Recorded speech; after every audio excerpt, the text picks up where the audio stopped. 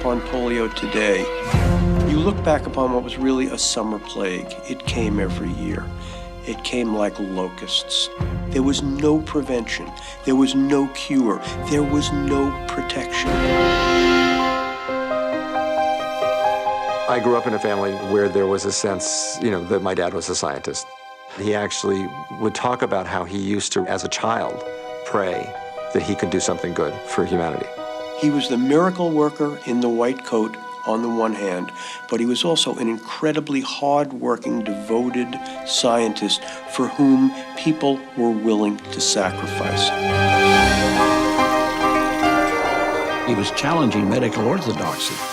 All of the people who mattered in virology, John Enders, Albert Sabin, Tom Rivers, and others, basically believed in a live virus vaccine. And here is Jonas Salk, someone who was younger, going in exactly the opposite direction.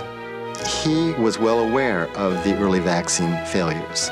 The first attempt with an inactivated polio vaccine killed kids. It's a testament to his courage and resolve that he could inoculate children with something that he knew started out as live, dangerous polio virus. The stakes couldn't be higher. Vaccines are always a matter of risk versus reward, and nothing is perfect. Nothing is perfect.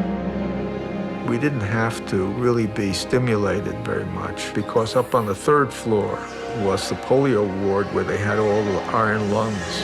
And I remember the faces on some of these kids, in agony. Just picture your own 2-year-old. It's just dreadful.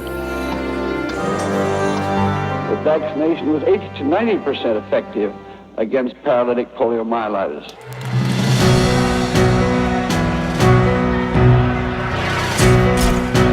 The guy gets off the elevator. He never got into the room. It works, they were yelling.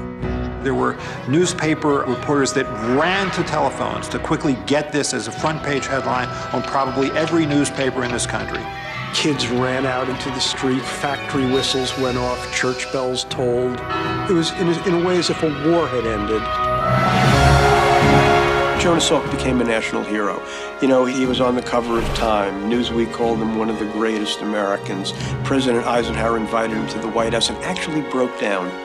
This is a sign of how great American medicine is at this time. It is an extraordinarily wonderful, optimistic moment, okay? And there is reason to be proud. Jonas Salk is the people's scientist. Whom do we remember? Sigmund Freud, Albert Einstein, Jonas Salk. It's perfect.